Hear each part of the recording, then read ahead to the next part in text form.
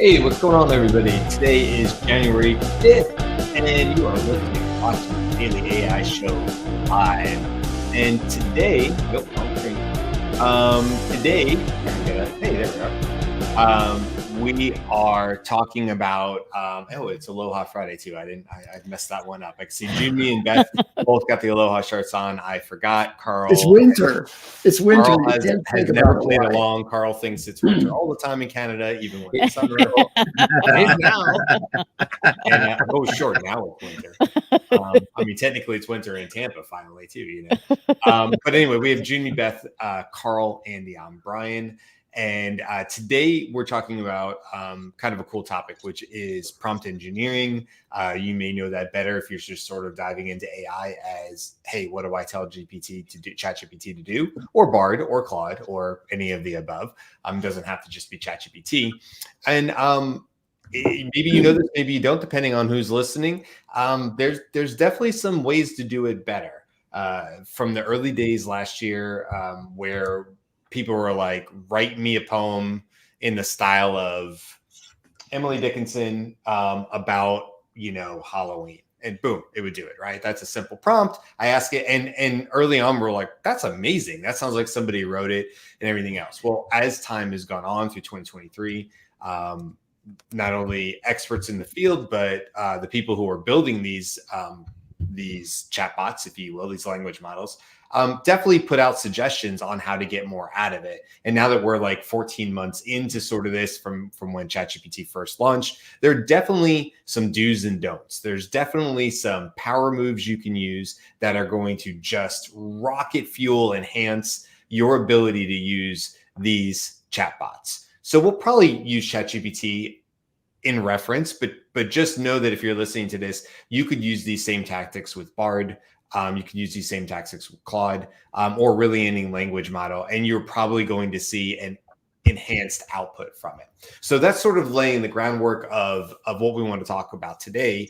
And before, I don't want to dive in too deep into like the deep stuff, like few shot and these kind of things. But where would you say, who wants to jump in here and like somebody's just kind of like, okay, you know what? It's 2024. I told myself I was going to turn on OpenAI. I told myself I was going to get that $25 account. I just did it. Blank screen. What are some easy starting points that you guys feel like, if you're the basic user, where could they jump in? It looks like you got something, Jimmy. Yeah. I mean, like you said, there's lots of different methods you could approach this. But I think if you're a new user, learning how to do meta prompting would be very useful if you're starting at ground zero. So just a brief description. So meta prompting is essentially asking ChatGPT or Bard or whatever to improve the prompt itself. How would you prompt me to do X, Y, or Z? Or how should I prompt you to do X, Y, or Z? And I think for a very new user trying to get in on the ground floor, that will help you learn the structure and the kind of information that the GPTs want. And then you'll naturally start including that information in your further prompt. So basically, it helps you learn how to prompt the GPTs from the GPT, which I always found amusing and beneficial. Yeah, I mean, in fact, I just used that today. Sorry, Beth. I was just going to say, I do advanced prompting and stuff, but I literally used that today, Jimmy, where I was writing a prompt series for diving deep into buyer personas on the sales side. And as I was doing it, I knew what my five prompt outline was going to be, but I absolutely did the meta prompting where I went back in and said, how could I make this prompt even better? How can I make this prompt get a better answer out of you, meaning the language model? So yeah, sorry, Beth, go ahead. No, what I just want to say in this context is, if you're just getting into prompting and you're hearing this, it sounds like you get to ask someone like a human, how do you like to be talked to? And it's giving you, a considered answer.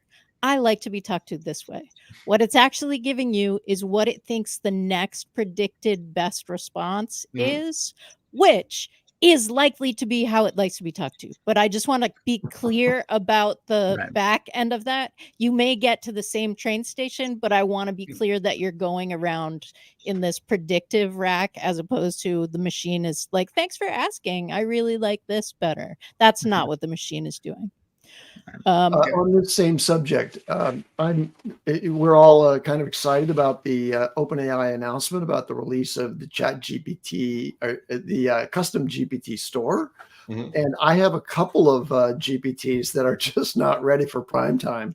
And I'm trying to improve them and make sure that they respond more reliably to users other than myself. So I'm doing testing, and something will go wrong. It's like, why did that happen?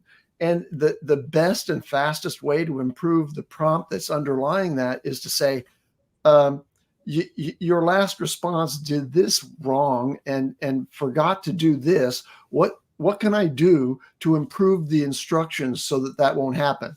Bang! Out comes a list of additional language that could be included in the prompt. So yes, invite the GPT itself to provide the answers for how you're missing it, because sometimes prompts, especially if you're trying to guide an unknown user through a series of steps, sometimes those things get very complicated and difficult and unreliable.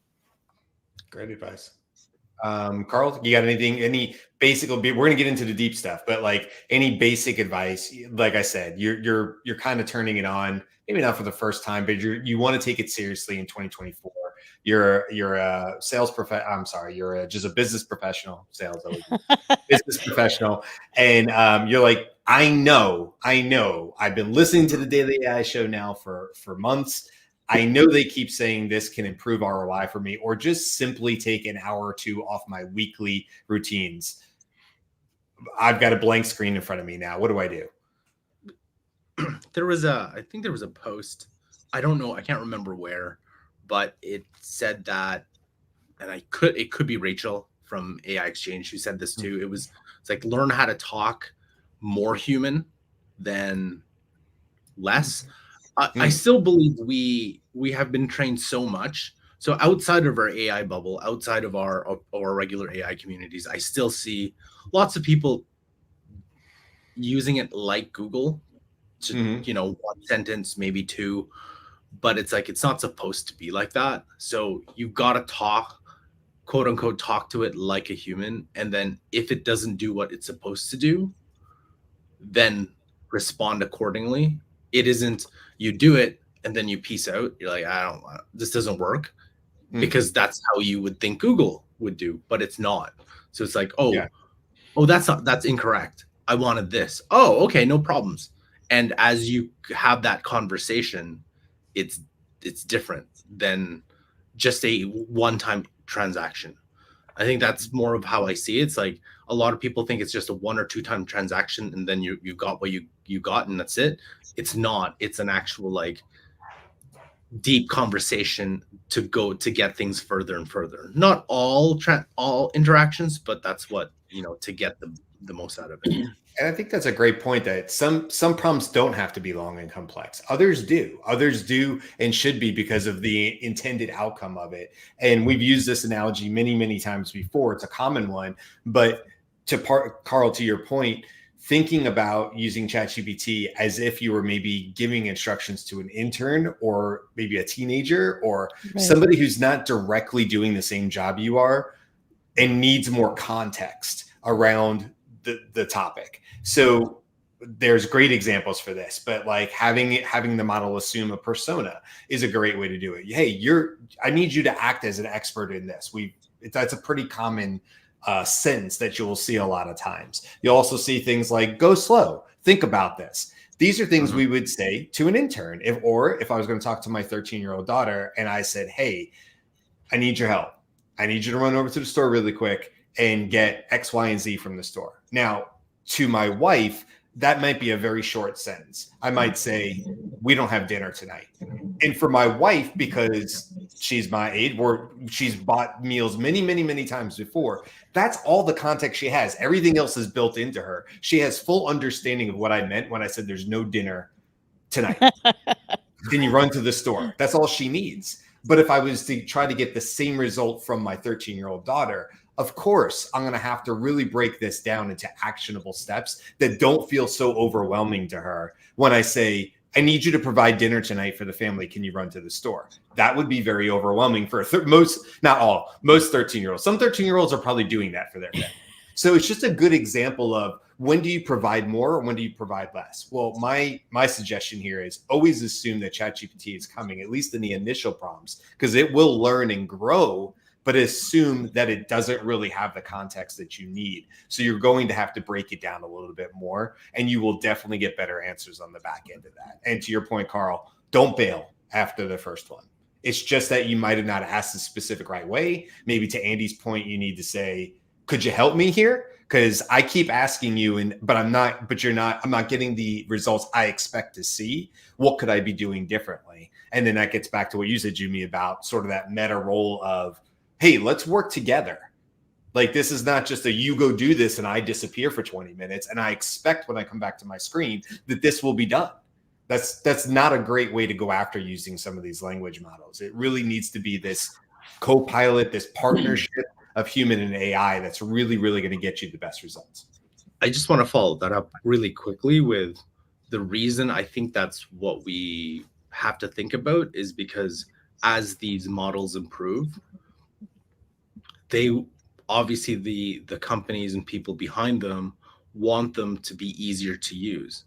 Hence, that more natural language should be easier. So the more natural your conversations, we won't need all the things that we've learned in terms of like putting all these things act as this.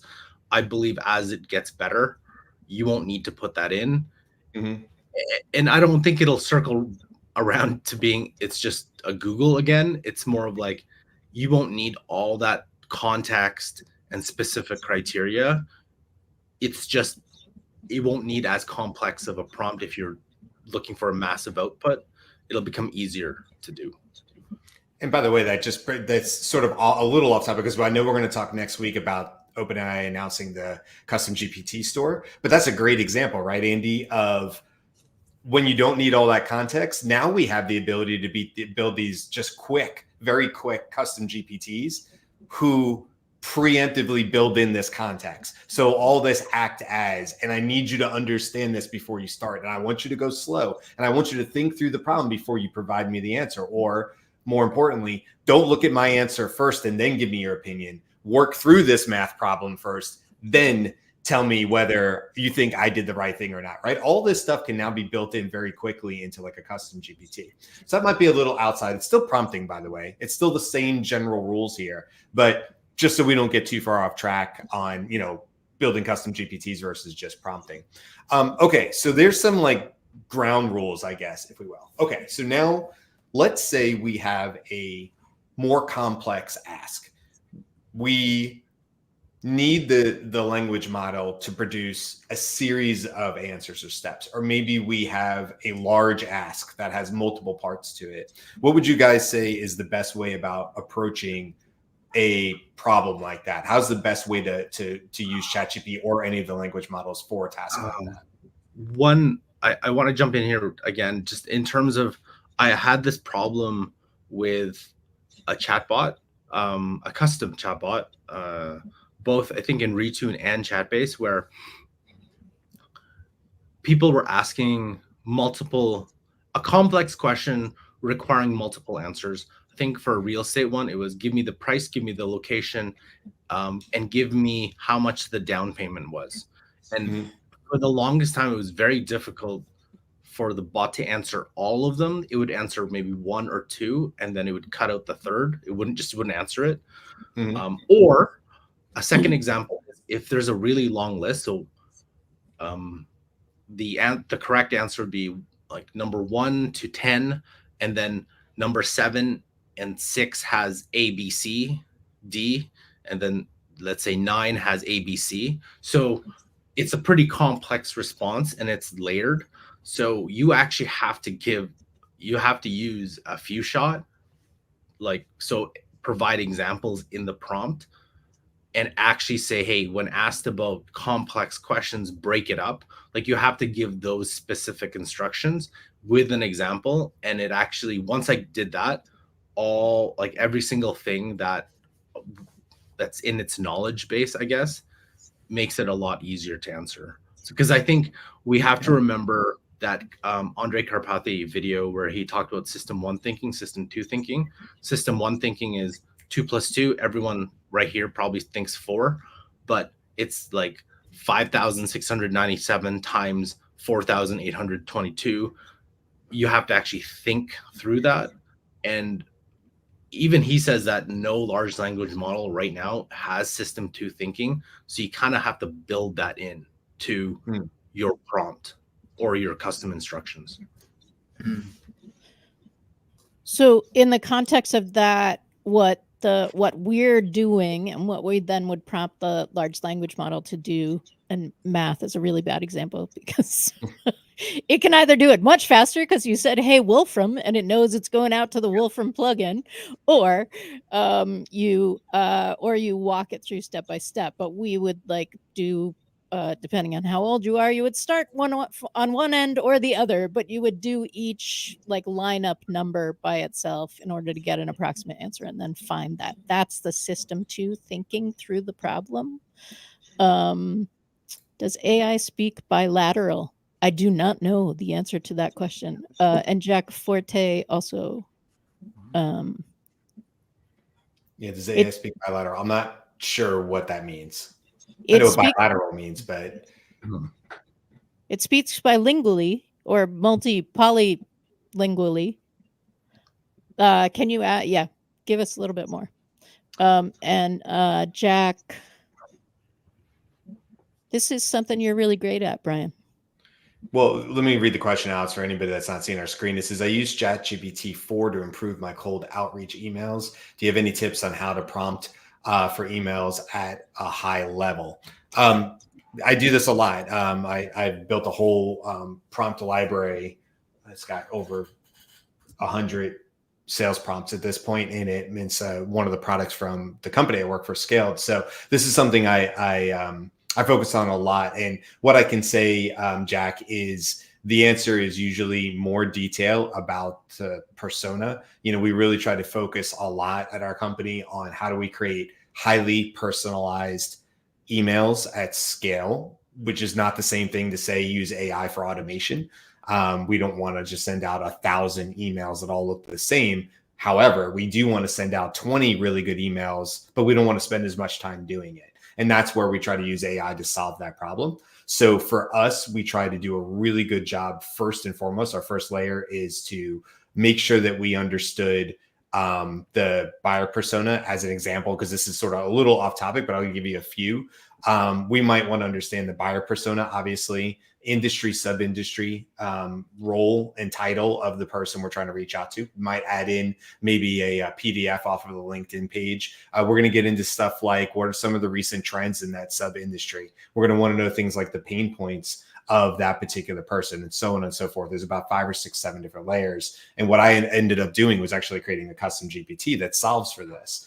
And that's exactly the idea, is that if I'm going to send out a cold email, that at the end of the day, I've done my research well enough that now I know I can go after a certain title, role in industry and sub-industry. So the one I was using today, just for an example, would be VP of sales. The industry is automotive. Sub-industry is car sharing, right? Mm-hmm. Totally different than just saying automotive. Car sharing that's like Zipcar and things like this. So that's those pain points that very,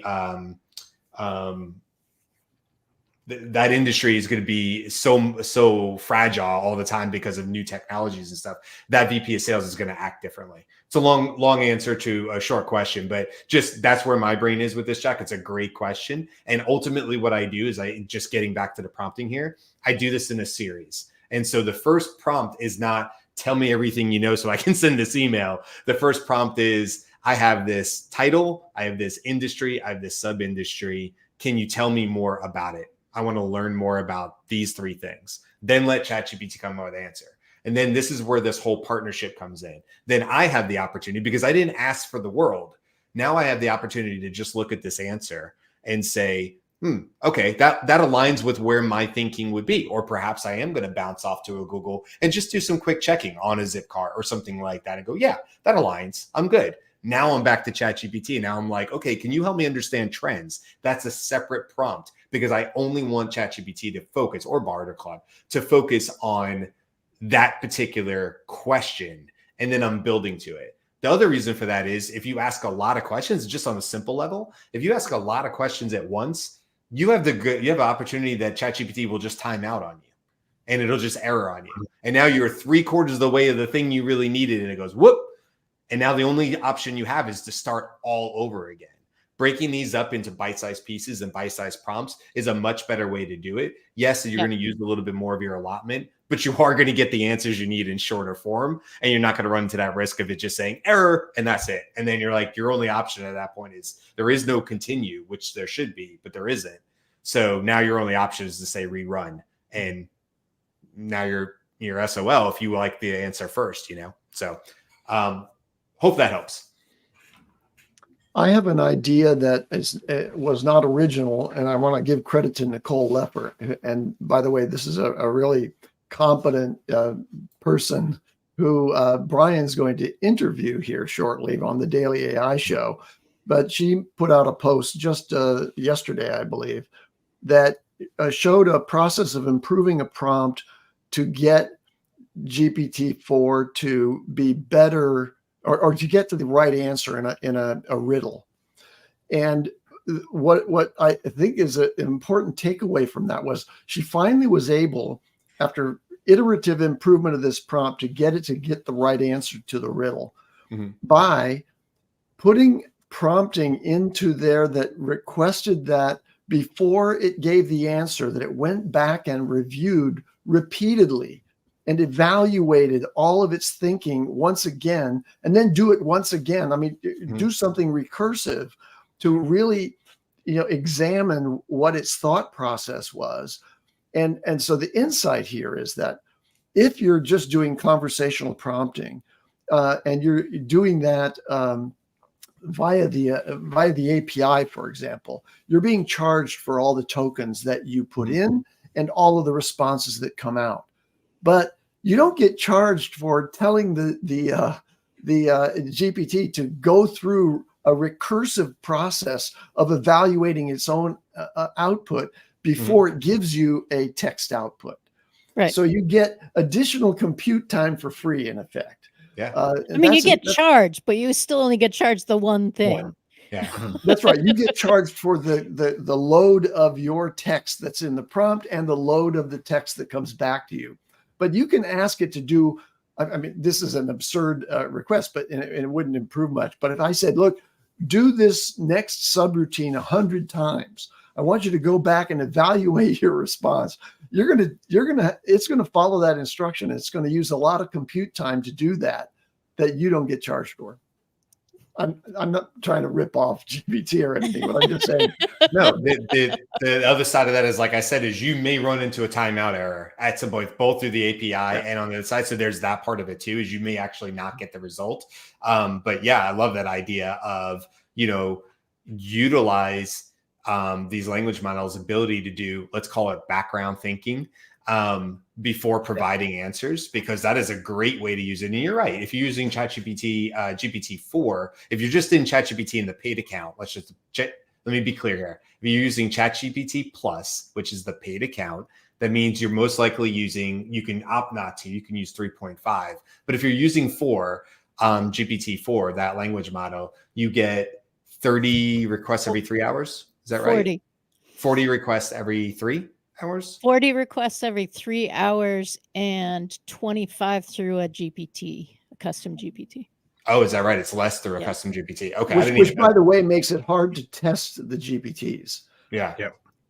Yeah. It's limiting, to say the least. So there are pros and cons. I mean, Andy, that's a great example of trying to get away with not having to write so many individual steps.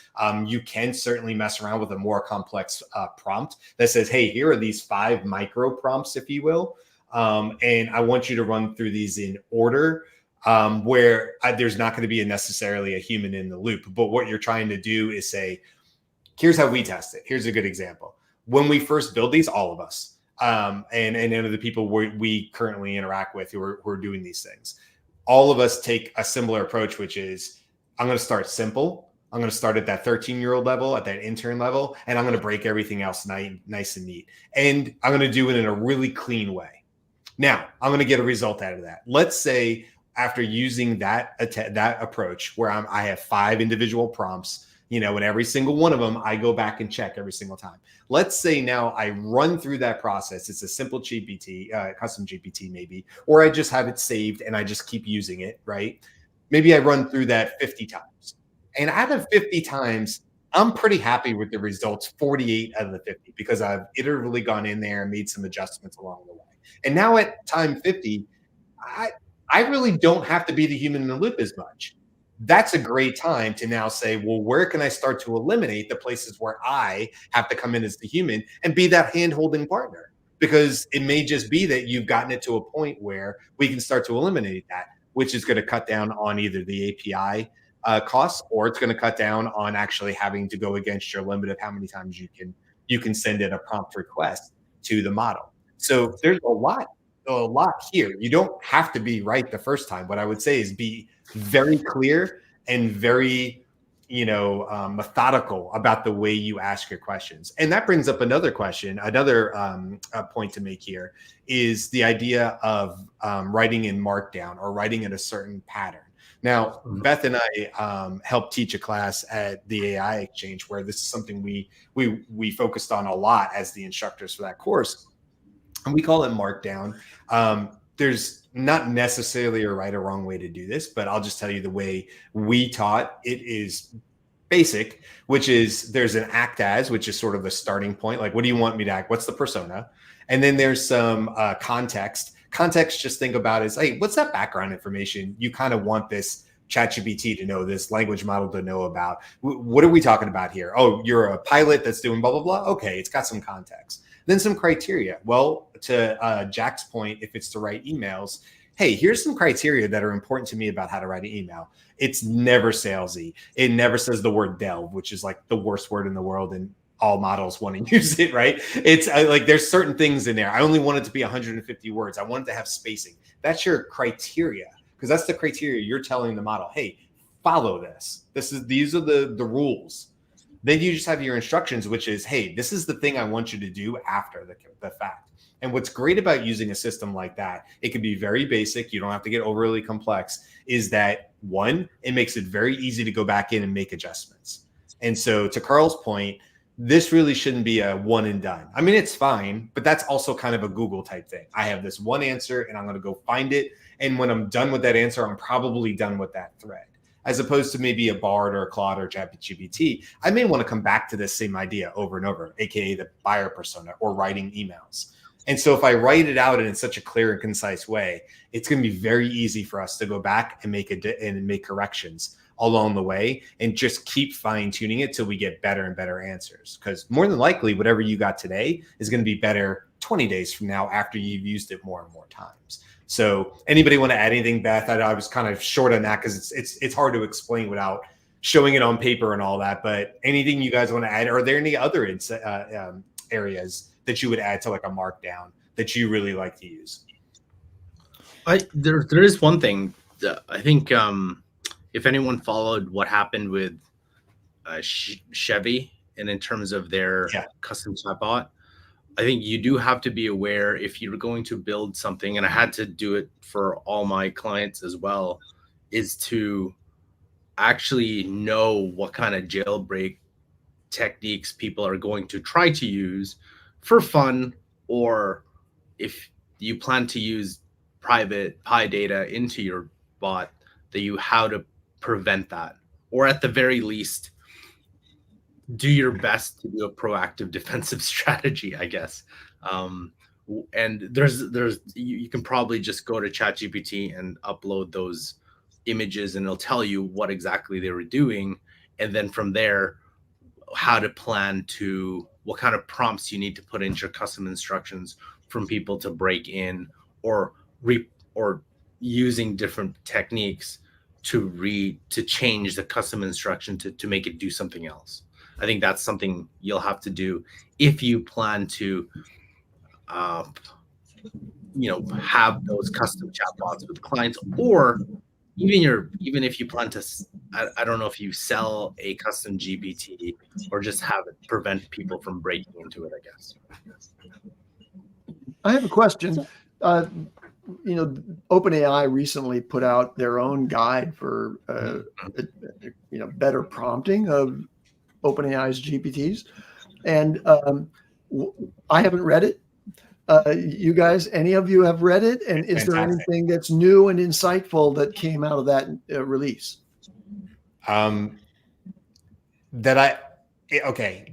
Insightful, yes. Well written, fantastic. I highly recommend everybody going to check that out if you want to dive in a little bit deeper, because it's going to cover topics on there that we just won't have time to talk about today. Examples, which is another way of saying that is called Few Shot, but just examples for anybody who's maybe not using this stuff all the time.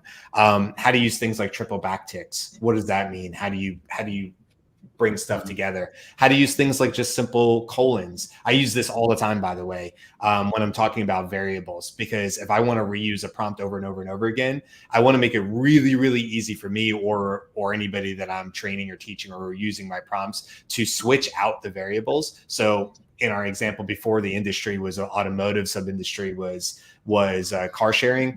Let's swap those two out for something else and something else, or another title. So when I write it, I'm going to say title equals blank, industry equals blank. And the point to that is that it just makes it really easy for you to go in now.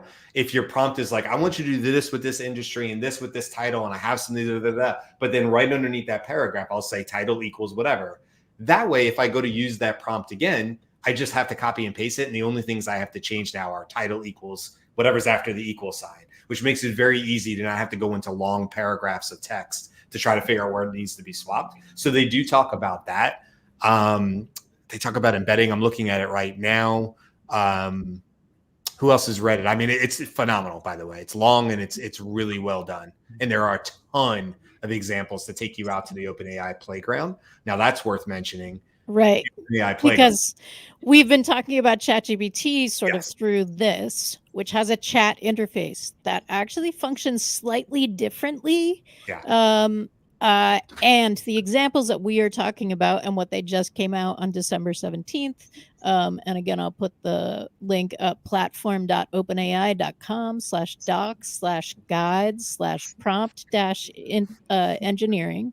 Pretty easy to Google, by the way, though. If you want to just look for it, look OpenAI prompt engineering, you'll find it. Yep. And all of those examples, super detailed, like a ton of great information. At the end of each, it says open in the playground, and the playground doesn't have that chat interface. But it is a place where you can put the system message and the user message, so you can give it examples of how you want it to respond, which is what Few Shot is, right? Like, hey, when I say this, you say that. Let's try it another time. And then, okay, now I'm going to say this. What you going to say to me? That's basically what I think that is to me, the best the best use case, because sometimes people get frustrated about it's not doing what I want it to do, or it's not providing the outcome I want it. The moment you put just one example, it will do it. And it'll do it consistently. So I think like every single time, sometimes I forget to put the example, it won't do it. And I get frustrated until I remember, oh wait, just like a regular person, if I don't give an example, they'll just kind of do whatever they're gonna do. So Carl, I have an experience that it doesn't maintain stability with respect to examples in knowledge for custom GPTs. So I have an example of the format of the output that I wanted to follow rigorously. And just last night, it spit back the thing, and it changed, even though it has not only the example in its knowledge, but I upload a text file in the session that has the correct format. It added information to that in a bad format. and I'm boggled. Why? How could it miss that? And so, as I suggested at the top of this thing, I said, you changed the format on this, and you forgot to include that. And it said, oh well, here's some guidance on how to improve that. Give me examples. Look, you have example in your knowledge, and I gave you an example in the session. So don't believe that even with all of your deliberations on how to improve the prompts, it's going to get it right every time. But the beauty of it is you can continue the conversation, and just as I showed, you can say, hey, that's not what I really wanted, and give it a natural language instruction to continue until you get the result you want. But we have to train novice users of GPT. That's this conversational ability that isn't built into the prompt, and it is a native capability of the GPT, and it'll really help you out. You just be persistent is my message. Be persistent and keep working with GPT until it gets where you want it to be. And I do have one tip on that, Andy, that you can try real quick, which is I've noticed with custom GPTs, because the way they have the weights and the creativity in there is like a floating scale, and it's super annoying. I would much rather just be able to say, put it at 0.3. That's beyond the scope of this conversation, but that's just me. What I've noticed though, is that with the knowledge documents, not always, but when I usually say pre-read, pre-understand your knowledge documents, when I first start my new chat, it pulls that into memory, and then I get better answers out of it. When I say, hey, you had this in your knowledge, what I've noticed is it goes, oh, and then you see the little half circle going around. Huh. It's like, let me go look. And it was like, I would have loved you to look beforehand. But this is a great example of working with a machine that may be obvious to us, but it's not necessarily obvious to the machine what our intended purpose was. I mean, humans are extremely complex. I mean, Carl, you talked about this. How many different ways can you ask for the exact same answer? And so when people are trying to build these complex chatbots, or the Chevy example where basically somebody got the bot to agree to give him a car, no takes backsies was the quote in there, which I love. And it was they got it. They didn't really get the car for $1, but I never followed up on it. If Chevy was smart, they would have made that a whole promotion and given them $1. So yeah, they should have made it a big promotion and made a commercial out of it. But regardless, my point to it is there are hundreds and thousands and probably millions of ways for everybody. If we were polling an audience to say, how would you ask this question? And we could all be meaning to get the same answer. So this is something that will continue to come up. 2024, Carl, I agree with you. Some of this we won't have to do as much. We'll have to see what the next iteration of some of these models brings. Andy, you've talked about this a lot, where the future really probably is more of a mix of many multimodal or many models that are experts in their own field. And it may be that if you work in a particular field like healthcare and you may not know the difference, but when you log on to use that language model, in the near future, and honestly, even today, you may not have to put a whole lot of context in there. It's already going to be a system that's highly trained and built and really focused and niche on your use case, and you won't know any different. And it could be that in the next several months, we're all typing in something, and in the background, the model is going, use this one, use this one, use this one. And the end user doesn't really recognize any difference, but is actually changing models in order to give us the most appropriate answers. So that's keep checking. Join us Monday through Friday. If that stuff is happening in the background, we're talking about it. Yeah, it'll definitely come up on this show. Okay, we are over on this one. I had a feeling we might, because there's so many good things, but I want to make sure people really have a good baseline. Go read the OpenAI document. You'll learn a lot there for sure.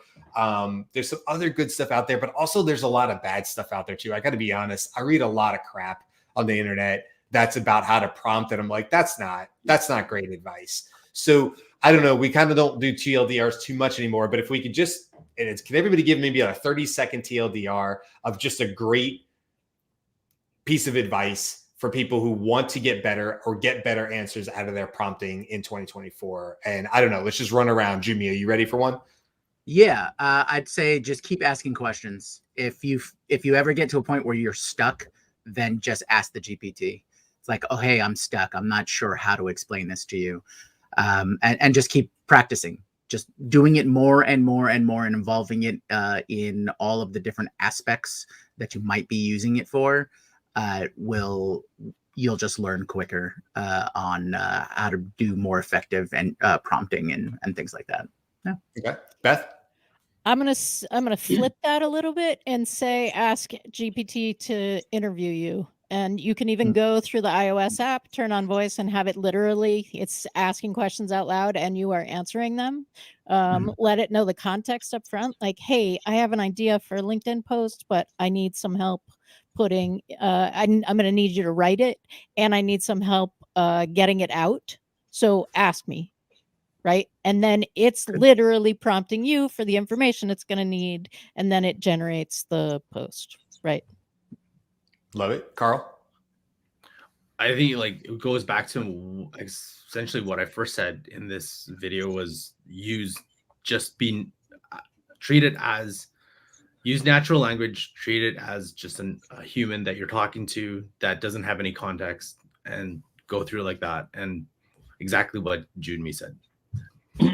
And I'll say a simple way to provide context and prime the GPT to be in the right domain of knowledge in a mixture of experts model, like Brian was talking, is to give it its role as the beginning of your prompt. Pump it up. You are the smartest and most, thoughtful consideration engine ever built about this subject. And what that does is it primes the thing to be ready to respond to questions that you have in that sort of subject area or domain of expertise. Yep. Love it. And the other thing I'll say to add to that maybe we haven't said already is, don't paint yourself in a corner. Think of prompts. Not all prompts are necessary to be used 100 times, but definitely think that way. If you're building a prompt, if you're taking the time to write a prompt and you think, I could use this prompt every single week, 5 times a week. That's a great indicator to think, let me slow down. Let me build this out. Maybe use some markdown. Let me clean up the language a little bit. And let me really work to get this prompt to give me a great answer, because then you can just go back to that prompt and use it and just change out the variables. So whatever it was, I need to write an email to this person. Now I want to write to that person. I want to write a LinkedIn post about this idea. Oh, now I want to write a LinkedIn post about that idea. The idea is the variable that changes, but the rest of your prompt should work over and over and over again. So I would just say, think long-term, think, how can I use this prompt 100 times in 2024? And if that was the case, what additional time or attention would I give to it to get a better answer? So that would be my suggestion there. All right. Hopefully if you're listening to this, whether you're a novice or you've been using ChatGPT, you got something out of this. We're going to be talking about this all throughout the year, obviously, but we really want to give something that was sort of a starter guide and sort of a launch pad for 2024. That's it for this week. Next week, one of our shows will definitely be about the OpenAI custom GPT store. So we'll talk about that and what that means, as well as many other topics coming up. So that's it, guys. Have a great weekend. Aloha Friday. See everybody. We'll see you next time. Happy Friday.